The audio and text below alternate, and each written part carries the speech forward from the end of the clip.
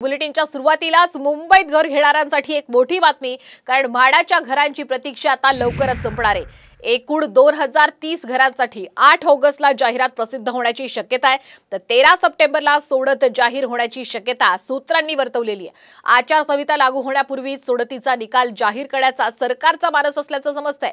त्यामुळे यंदा इच्छुकांना अर्ज भरण्यासाठी आणि अर्ज सादर करण्यासाठी कमी कालावधी मिळण्याची ही शक्यता आहे। त्यामुळे इच्छुकांनी तत्काळ आवश्यक कागदपत्र जमा करण्याची तयारी सुद्धा आता करावी लागेल।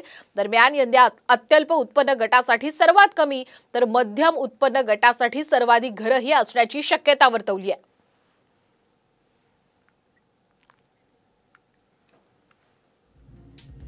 आपण ग्राफिक्सच्या माध्यमातून पाहूयात।